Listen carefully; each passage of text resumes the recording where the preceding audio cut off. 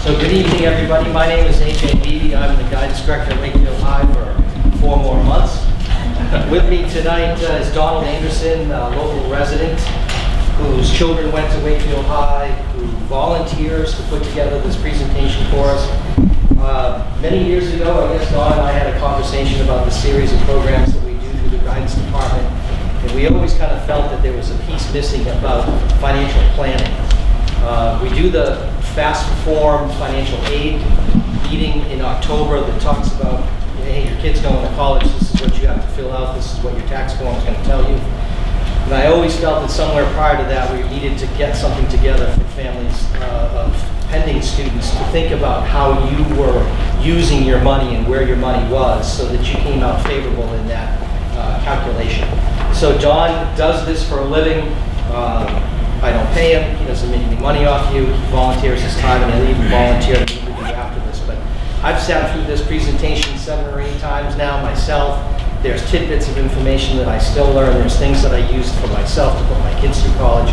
It's fun, it's intense, it's long, but it's worth every minute. Long? I thought it was going to go fly right by. It does fly by, but you know, hey, within the first few minutes you're going to go, how do I do this? But we'll explain how it all gets done. But thank you very much. Unfortunately, I'm not going to be here at the end. If you have any conversations that you want to have with me, please email me.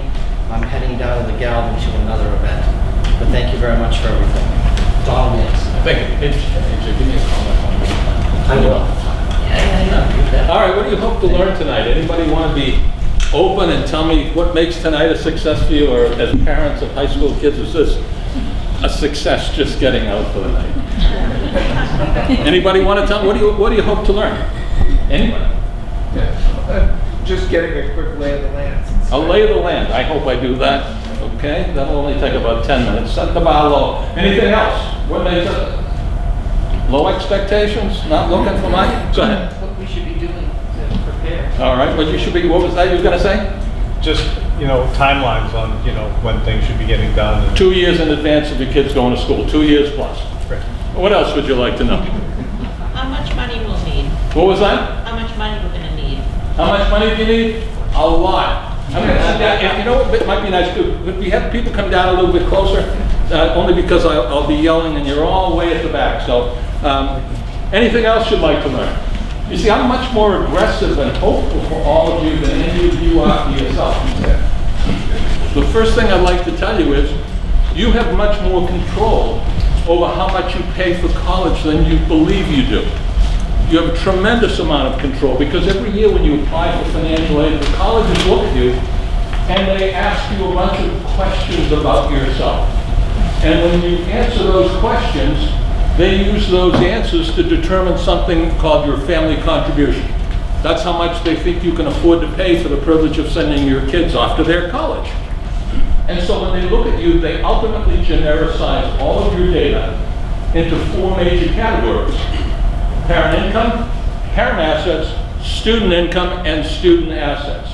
They have a formula for how much they take from each of those 4 categories, and when they sum up those 4 components, that's your family contribution. And so right now, I can tell you right up front, most parents can dramatically alter the way the colleges see them, the way the colleges think they have assets positioned, what the colleges think they can afford to pay. Now, there's an ideal sweet spot for every family in this country. And what is that sweet spot? December 31st of the sophomore year in high school. You would like to have yourself and your family profile corrected by then. Why is that? Always 2 years in advance, you want to have everything corrected. Why? Because if your child was going off to college in the fall of this year, in the fall of 2019, you were basically applying for financial aid and applying for college in the fall of 18, right? And when you're in the fall of 18, the most recent tax return that you have completed is the 2017 tax return. So whenever colleges are looking at you, they're looking 2 years back at your financial position to determine what you can afford to pay. And so the biggest problem for many parents as they try to plan for college is they want to wait until they know the school that their child is going to attend. to figure out how to pay the college bill. But actually, no college in the United States today accepts a child without first having the family's financial profile. So the die is already cast. Your fate is already sealed at the point in time that you send your information, you're sending your information to the colleges. So planning in advance gives you the best opportunity to determine what you can afford to pay. Now, as AJ said, my name is Don Anderson. I'm kind of a survivor of the college wars. I had 3 kids who went to Wakefield High School. They loved college. They stayed for a little over 30 years. So I've had a wonderful opportunity to learn a ton about this college process. And so what I hope to do tonight is teach you all of the key nuggets that are going to help you do a good job for yourself in planning to pay for the college. The big thing is you have a lot of control. Take advantage of that. All right, so first thing, just so you know, I work at a firm. I spent my entire working career as an engineer and as a corporate systems manager. That's what I did, that's what I did my whole life. And what I've learned basically once my kids got old enough to be applying to college and I was faced with all these college problems, I had to learn how to pay the bill. And my wife's one of those people who always said to the kids, don't worry, whatever school you get into, we'll figure it out what your father will pay. And I figured I would never work, sleep again the rest of my life. So I had to learn how this process works. So now I actually work this, as you probably can tell looking at me, I'm in my 70s, and this is what you do when you get old for retirement. It's not what it's cracked up to be. You want to keep active. So I do this kind of to help people. So what we are, we're a financial planning firm and a college planning firm. I try to teach people how the system works so that you can go home and begin to understand how to begin approaching the planning for the college time period. All right? So when I do this, and I do it on a frequent basis, I used to spend 100% of the time just talking about financial aid. And then I found out, lo and behold, people are learning to get financial aid, but not doing a very good job of aligning their kids with schools for which they're a good fit. And for all of you, when you look at the college experience, it's just as important that the school be a good fit for your child as the fact that you're going to get a bunch of financial aid. Both things are important to you. And so what you want to do is, I want to teach you a little bit about colleges that probably nobody else will ever tell you. And I want to say that because, quite honestly, the guidance departments do a really good job by and large with going through the whole college guidance process. However, most parents expect the guidance department to do a lot more than they're really equipped to do. When I talk to a lot of parents, they tell me, oh, this guidance department, I expect them to give me a list of 10, 15 schools that are a good fit for my child. And I tell them, well, they're not equipped to do that. It's virtually impossible.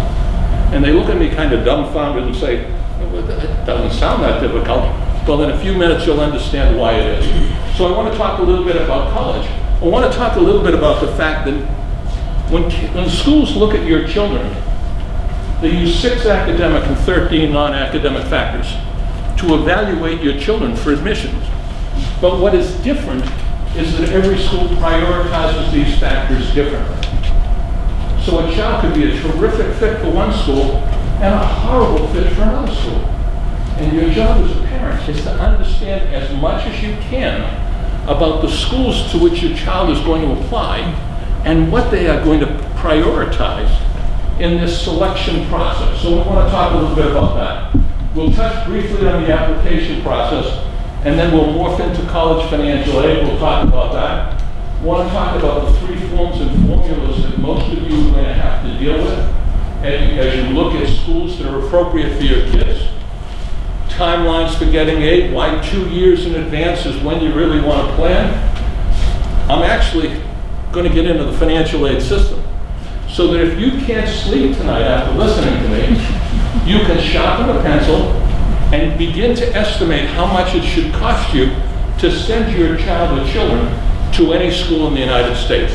It's a rigidly formulaic system, and it's in all the information I'm going to give you tonight is in the public domain. It's available to everybody. It's just that almost nobody knows that they should know this information. So we want to go through a little bit of that. By going through the financial aid system, you should be able to begin to estimate what it should cost you. Then I want to talk briefly about college savings plans and home equity. Because depending on the schools to which you're going to apply for your children, some schools are going to look at home equity and some are not. Some are going to count income higher, others income lower. Different schools look at things differently, and that's important because when you go home, you want to be able to look at your kids and say, what kind of schools are we thinking about? Are we looking at public schools or private schools? Are we looking? All of these things make a difference. So those are the things that I think you really know. I'll leave a little time for questions at the end and hopefully get you out of here at a reasonable time. Now, I appreciate AJ asking me in. Sometimes, the guidance departments, they do the best job that they can. But today in the public arena, in the public school environment, today, the biggest job of guidance is not really to guide your child into college. It's to guide them through high school. And there's a big difference in those two things. The guidance department spends a lot of time with kids at risk and a little bit less time in general with kids who are going right along the path, merrily pursuing college. And so you need to understand what your job is and what you have to do in order to be successful. And so when people talk about colleges, people invariably want to ask me, what's the best school for my child? And the answer is, if I sat with each of you as families individually, I would probably come up with a different school for all of your kids. Because your kids are different. They have different skill sets, different aptitudes, different interests, different personalities. And those are the things that really determine where they fit. I was surprised. My wife and I spent a lot of time with our kids. We coached Little League and Babe Ruth, they could soccer. I thought I had them pegged. Not one of my 3 kids went to a college I thought they were going to go to. Because once they get out and look at schools, different things that you didn't think were going to interest them turn out to be points of interest. So you need to understand a few things about that process. You want to know where your child is going to thrive, but in order to do that, you need to know how schools are going to be stratified. And today, schools in general are stratified 3 ways: by selectivity, by size, and by location. And when we think about a selectivity stratification, what we're talking about, schools are considered most selective, more selective, selective, less selective, and least selective. A child's academic and extracurricular profile really determines where they fit in this process. And then schools from a size perspective are kind of like eggs. They're small, medium, large, and extra large, where in general schools with 2,000 or less are considered small, 2,000 to 5,000 medium, 5,000 to 10,000 large, and greater than 10,000 extra large. And then from a location standpoint, they're considered urban, suburban, and rural. So the reality is, when people think, oh, that guidance department's going to come and give me a list of 15 schools, most of the guidance people, even no matter how well they try to understand your child, they will never understand them well enough, and certainly not as well as you do, to understand how these factors play into the equation. So when people ask me, how should I start the process? When should I start? When should I begin looking at colleges? But I usually what I say to people, you should actively be looking at colleges by the sophomore year in high school. Getting your kids out to look at them. To pick the actual school for them? No. To understand the factors that are of interest to the child? Absolutely. So what would I usually say to somebody in sophomore year? Go out and I'd take an afternoon, and it doesn't show up so well on that screen, it'll show up better in a minute. I'd take an afternoon and go to Northeastern and BU. Why those 2 schools? Because those are more selective, extra large urban schools. They're a couple of miles apart. Take the tour. You sign up for the tour with the admissions department. When you sign up for the tour, the admissions department will schedule a time for you. The tour is given by the child. The tours are all the same from school to school. In general, they last between an hour and 20 minutes. What they will do, they will have a group generally from, depending on the size of the school, like Northeastern, they take usually 3 tours an hour with 10 kids. So there's a group of 30 kids going all the time. Smaller schools will have a smaller number. But what they will do is they will take these kids on a tour, and they will walk them through 1 or 2 classrooms in 1 or 2 classroom buildings. You'll walk them through a dormitory, cafeteria, library, student union, athletic facility, where the kids work out, where the kids hang out, a walking tour of the campus. The purpose of this tour, if you will, is to give kids a good idea of what it's like to specifically be a student at that school, and in general, what it's like to be a student at a school like this. It's to give them a flavor so they can begin to understand what the environment is like. By the way, I usually tell people, never take your kids to look at a school on a bad day. Now why? Because on a bad day, in general, kids are going to walk around with the hoods over their head, with their head down, not communicating. When your kids go to the school, what they really want to see, what do the kids look like? What are the kids, how do they dress? What's their hairstyle? Do I fit in this environment? When they can't see these kids and see them interact, in general, they will walk away and hate the school, and they'll never know the reason why they didn't like it. Then I usually suggest to people, take a look at a school like Babson, for example. Hopefully you can see that, more selective, small, suburban. It's diametrically opposite to schools like Northeastern and BU. When I think of Northeastern and BU, I think about schools which, in its quietest time, you will never hear a pin drop in the middle of the night. But at Babson, at its busiest time, you will hear a pin drop. It's a very different environment. And kids need to get an understanding of the type of environment that fits them. Usually I then suggest parents take an afternoon and go off to a place like Bentley. Why? Bentley's a more selective medium school. Now they're getting a flavor for large, medium, small. They're getting a little bit of an understanding of basically the type of environment that might be good for them. If your child's a particularly good student, take a look at a school like Tufts. Why? Tufts is a most selective school, has a little higher academic standard. They're looking for a little different level of student, but that is considered a most selective, large, suburban school. And then if your child says, well, you know, maybe I'd like to be out in the woods in Middlebury, Vermont. Should you just go up there? No, you don't have to go all the way up there. What you can do is go to a school like, think about a school like Gordon College. Everybody at least familiar with the fact that that exists?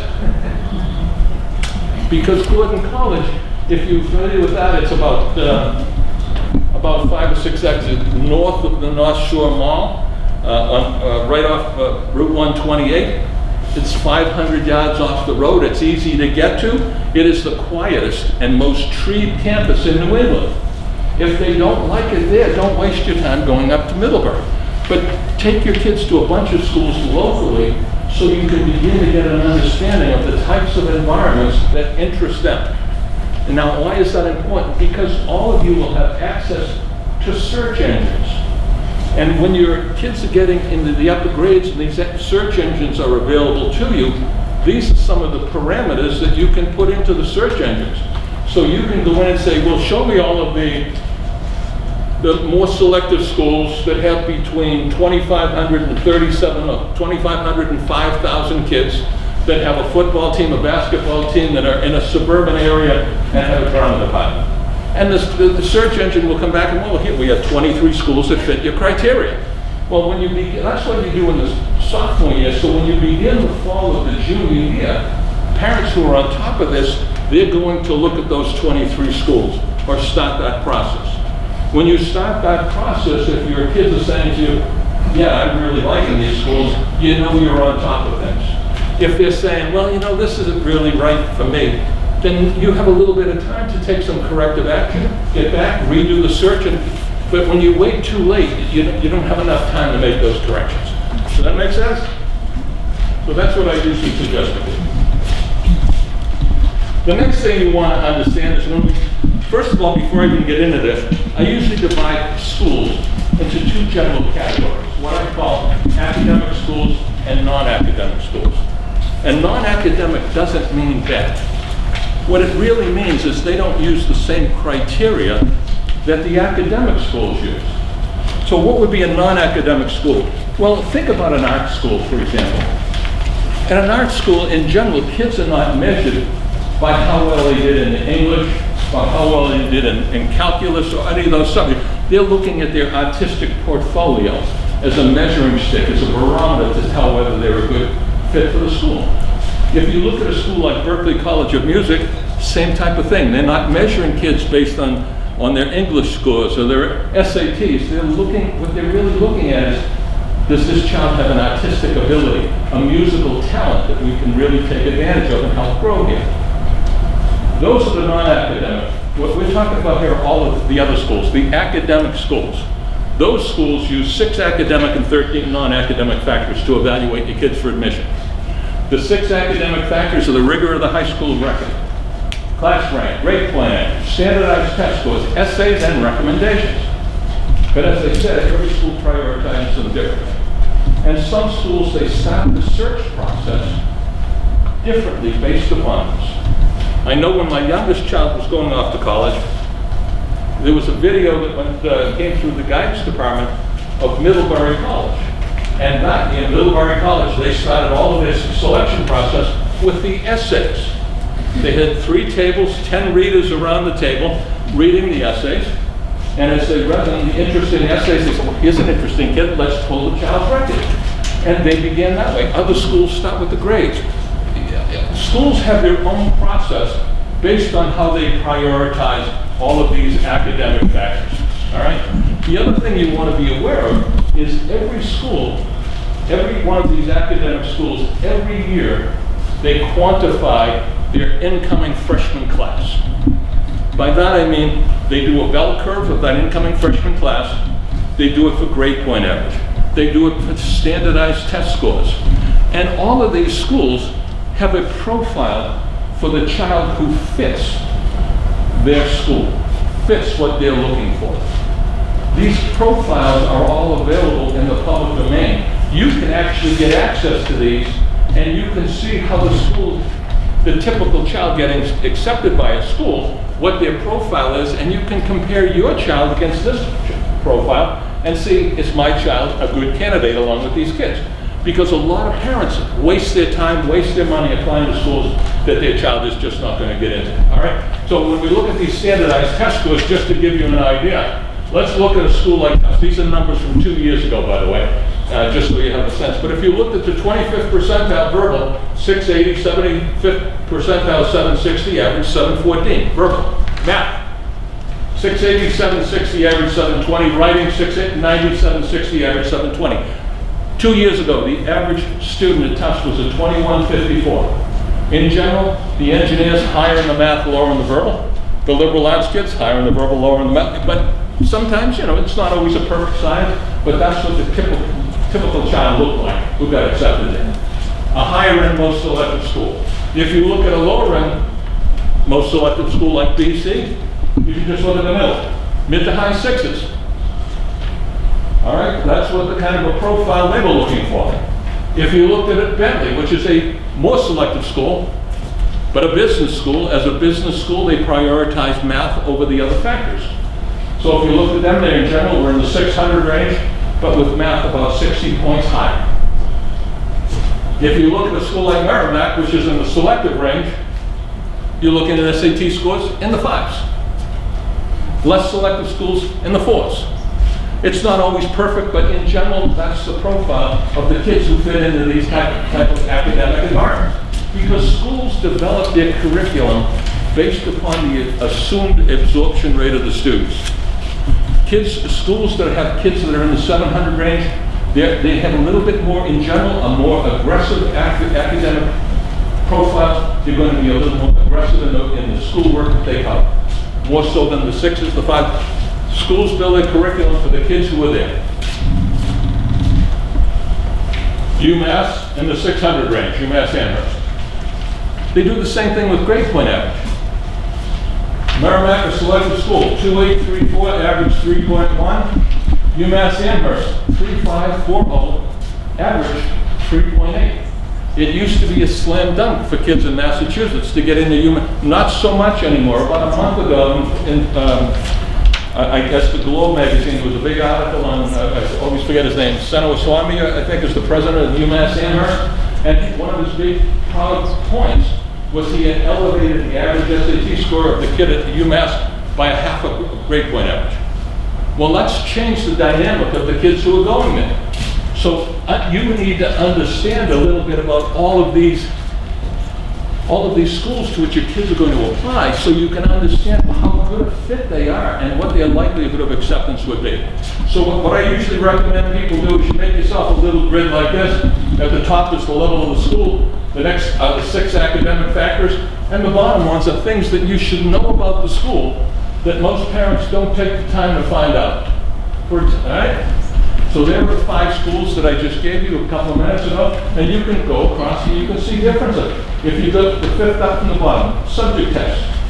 Well, you can see they are required at Tufts. They're required at BC. Only considered if they're submitted at Bentley. And they don't care about them at the other schools.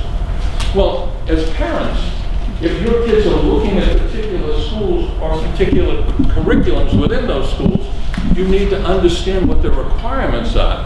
Because half of the kids I see today who do not get accepted at schools, they don't get accepted because they don't have the requirements that the schools are looking for.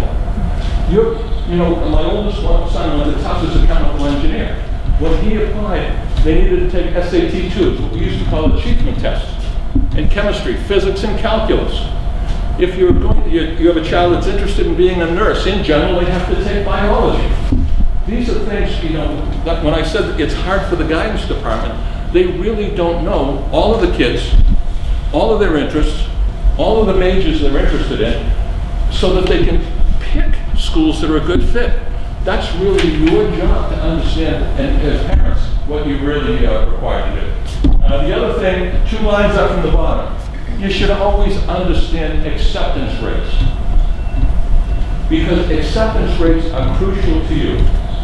It gives you an idea of how likely your child is to get accepted at the schools to which they're applying.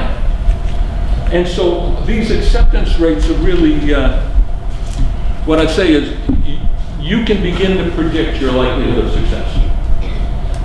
However, what you want to understand is sometimes your statistics are skewed by the way you apply to the college. There's a difference. You've all heard terms like early decision, early action, regular decision, rolling decision, all of these decision processes. Your acceptance rate oftentimes is based upon the application process through which you apply. Yes? So are all of these things plainly stated by the schools, like things? No, the schools don't want you to know this, but they're all online in online databases. Okay. So things like how important the essay is, that... Oh, it's not, the schools aren't going to tell you that. Because it's not in their best interest, because if the school thought it's highly important, then parents who had kids applying to that school, they would run right out and hire somebody to write the essay for your child. Not that parents would really do that, but it's been known to happen in a few instances. But it's up to you to understand. This information is all available. You have to do your diligence and understand a little bit about the schools. Now, take a look at that way over here, acceptance rate. And I talk about this because I'm a big believer, right here. I'm a big believer in the early application process. Now, I know a lot of people who say, well, we can't apply early because we want to compare our financial aid awards to make sure we get the best deal, correct? Is that really important? Well, I'm going to suggest maybe it's not as important as you think it is. Because if you understand the way a college gives financial aid, it may not be important at all. Because if your child got accepted at a school like MIT, MIT meets 100% of the need. That means if you need 60,000, they give you 60,000. It's all there, they give it to you. So would I be afraid to have a child apply to MIT? No, because I know if my child gets in MIT, they're getting the most that they're going to get from any school. You know that right up front. And that's what you as parents should understand. Because the most difficult thing I see every year, I see parents allowing their kids or suggesting their kids apply to schools that they're not prepared to pay the bill. You know, have you all known of kids who get into a school and the parents say we can't afford it? Should never happen. Because when you tell your kids they can apply to a college, you've given them basically permission to go to the school if they get in and they think they're going to the school. And if you tell them they can't go, then your money is more important than they are. It's not the message you want to convey. What you want to do is understand how to, all of these schools to which we're thinking of applying, how much financial aid are they going to make available to me? That will help you predict, bottom line, what it's going to cost you to send your kids off to school. And if it's not going to be affordable, don't apply there. Understand that that's really the way the process works, all right?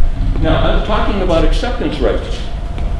I want to focus on a little bit on Bentley over here, because Bentley, if I said to you, oh, Bentley's got a whole bunch of numbers here. What does this mean? 79, 62, 34, 46.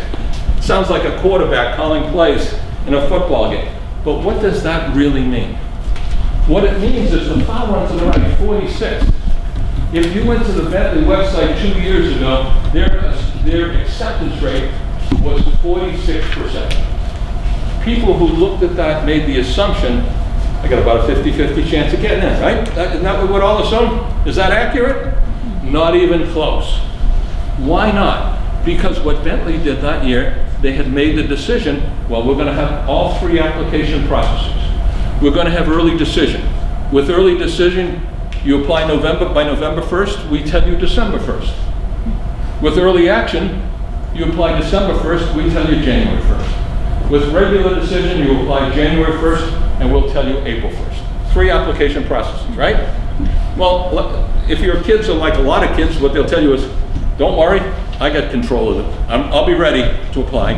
But come time to submit the form, they're not quite ready. So we're going to skip early decision. We'll go to early action. We'll do regular. Because they're not, kids, it's a difficult decision process for them. But what really happened that year? Well, the smallest pool of candidates were the early decision kids. The early action was a little bigger, and the regular decision was really big. What Bentley did that year is they had made the decision, we're going to take 25% of our freshman class early decision. And the next 25%, lock them in, the next 25% early action, and lock them in, and then take the remaining 50% regular decision.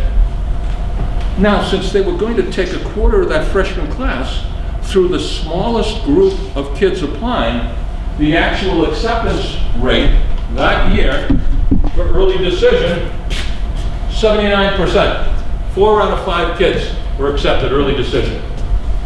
Kids who applied early action, the applicant pool was a little bit bigger, 62%. 3 out of 5 were accepted. Now the kids who waited and applied regular decision, because they were in the big group and half the seats had already been given away, 34%, 1 out of 3 were accepted regular decision. So it's important for you to understand the dynamic here. A child that really wanted to go to Bentley and wasn't ready to apply early had a 45% less chance of being accepted at that school that year with the same academic profile. It's important for you as parents to kind of keep these kids moving along, keep them engaged. You can't wait till the last minute because kids don't make good decisions at the last minute. Any questions on any of that? Where do you get the database? I'm sorry, what was that? Where do you find the databases that you... Yeah, there were several of them online. Me personally, I use US News and World Report database online. It's called College Compass. I use that because it's an unbiased view of the schools.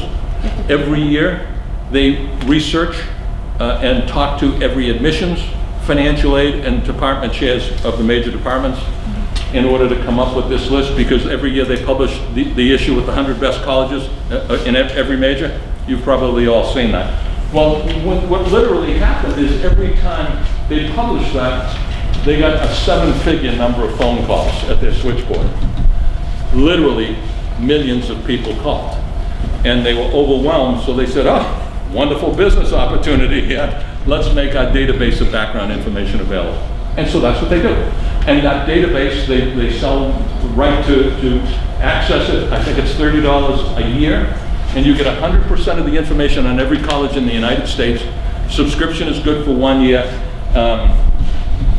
But what they did is they found a way to fund all of their research to do that issue by selling the data that they were gathering.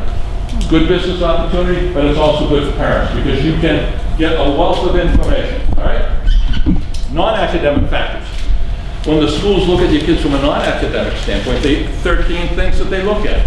The interview, extracurriculars, talent, character, being a first-generation college student, alumni relations, parents who went to the school, relatives who went to the school, religion, race, volunteer work, paid work, applicant interest level. They measure all of those things, and they have a way to do it. Applicant interest level. Did the child show up to take the tour? Did the child apply early? They have a bunch of ways, things that they use to quantify all of these things. All right? The thing you want to understand, when we talk about all of these 6 academic and 13 non-academic factors, these are used by the schools. They're used a little bit differently. You've invested a lot of time. By the time they're going to college, 17 or 18 years, you've invested in these kids. It really helps you to go the extra yard to help them pick the right school. In some cases, it's very difficult or almost impossible to get into a school if you don't apply through the right application process. And it's important to understand what's the acceptance rate by application process. Let me give you a quick example. I think if AJ were here, I would ask him the numbers, but I believe for something like 35 straight years, Wakefield has gotten 2 kids into Tufts University. 2 a year, every year. 1 year we got 3, they must have made a mistake. 2 a year. Now, when I talk about numbers, why is this important? It's because for almost 50 years, Tufts' target population at their school was 5,200 kids. That's what the historic, last year they had 5,400, but 5,200 was always kind of the magic number of kids they had. Now you divide that by 4, that's about 1,300 kids a class, right? We can do that math this time of night, about 1,300 kids a class. Every school has a demographic that they try to meet. Every school has a demographic population. If you look online, and I have, and look at Tufts demographic, what it would tell you is we are a Northeast focused school. If you look at the statistics, approximately 3/4 of the kids at Tufts come from the Northeast, where the Northeast is made up of New England, New York, New Jersey, Pennsylvania, this slice of the country, all right? The other 25%, about 9% are international students and 16% are from the US outside of the Northeast. When we look at the 75% from the Northeast, about 1/3 or 25% of the kids going into Tufts come from Massachusetts. That's the historical norm, all right? So now let's talk about what that really means for you, because when you hear these numbers, 1,300, it sounds like a goodly number of kids, and you got a good shot. But now let's put some real reality into this situation. Now, we take 1,300 kids going into Tufts, and we divide it by 4, because about a quarter come from Massachusetts, so that's 325, correct? 325, great. How many cities and towns in Massachusetts? Anybody know? 351? 351. How many high schools? Oh, over 700. So what does that tell you? On average, you get less than 1 child per town and less than half a child per high school. We always get a couple every year. Why is that? Because if we had it right in front of me, a table with a map of Massachusetts, and we said, well, Tufts is right here, and I can put my hand and draw a little circle, and people within that circle get a higher percent. Why? Because a school always wants to be known as a hot school in its own geographic area. And so what you'll find with Tufts is the number of kids is greater here and gets less as you go further west. By the time you get to Western Mass, it's about 1 every 5 towns. That's just demographically the way it works. So now let's put a reality. You've got a child, number 1 in the class here at Wakefield. Really, really bright, but a little bit arrogant. Your child says, hey, I don't need to apply early because I'm special. You know, you always hear, why did this kid get in, this one didn't? So your child, number 1 in the class, really says, I don't need to apply early because I'm special, they'll want me. But what really happens, number 3 and number 7 in the class apply early decision. And Tufts says, well, we're taking 2. We got 2 really good kids here. Let's take them now. We're done with Wakefield. Demographically, that's what happens. Your child applies right, it gets bounced, and you can't, what? How did that happen? Well, that's the way it happened. there's a demographic that they try to fill, and they stay pretty closely to that demographic. Yeah, they will vary a little bit on occasion, but understand, when you're looking at schools for your kids, the application process matters, and understand the likelihood of acceptance based on their profile. So what I tell people, similar to the other grid, I suggest you make a grid like this with the 13 non-academic factors. And as you're looking at schools for your kids, fill it out.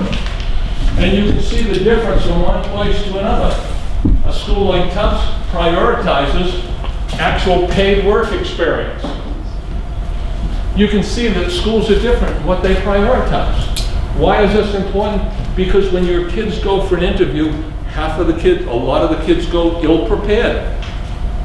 I always suggest to parents, bring a resume with you. And that resume should, if the school thinks something is important and it's in your child's background, it ought to be on the resume. And there are some very interesting things I've seen parents put on that resume over the past few years. I happen to have somebody this year whose child is one of the best in the country at doing a Rubik's Cube blindfolded with it behind his back. Can look at a cube, and in fact can look at 10 cubes, and can say cube 1, 2, 3, 4, put a blindfold, go behind the back, and in 10 minutes can have all 10 of them done. Unique skill sets that make kids interesting. If your kids have some, that goes into that talents and abilities. You've got control of the dialogue, take advantage of it. Multiple application processes. I'm not going to spend much time on this. All you need to know is that early decision. Everybody know what early decision means? What does it mean? What does it mean? If they accept you, then they'll go. If they're accepted, they have to go. They have to go. No, they don't. They don't. No. They only have to go if you can afford it. You see, if you can always get out if you can't afford it. Let's say your child applied to a school they really wanted to go to that costs $75,000 a year, and you get no financial aid. Can you afford to send them to that school?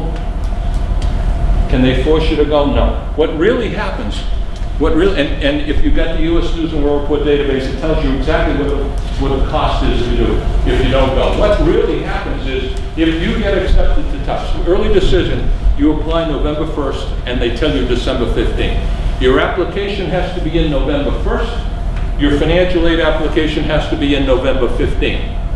On December 15th, they release the list of kids who have been accepted, and they also release the financial aid awards for those kids. You see, Tufts that has early decision, which means they do nothing else but compute financial aid awards for those kids who applied early. From that November 1st to December 15th, that's all they do. They compute financial aid awards for those kids, so that you get the actual financial aid award. Because you applied early and they computed the financial aid award, they give you all the information they think you need. So if your child now gets accepted to Tufts early, they're going to say, you know, what will really happen? They'll get a letter. Now they're delivering them electronically, but they get a letter that says, congratulations, Mary, your daughter Mary, you have a daughter Mary. Congratulations, Mary. You've been accepted at Tufts as a jumbo in the class of 2023. We hope we're enthused about your coming. Enclosed, please find the financial aid award and look it over, and you indicate your acceptance of your acceptance and financial aid award by sending a check to Tufts University by January 20th. You've got till January 20th to make a decision. Do they ever negotiate those financial aid decisions? Do they ever negotiate those decisions? If you can give them a reason why they made a mistake, they'll rethink it. And the reason that the date comes up, what really happens is they give the acceptances and financial aid awards on about the 15th of December every year. And within 2 or 3 days of that, school breaks for the semester, right? People go home for Christmas, go.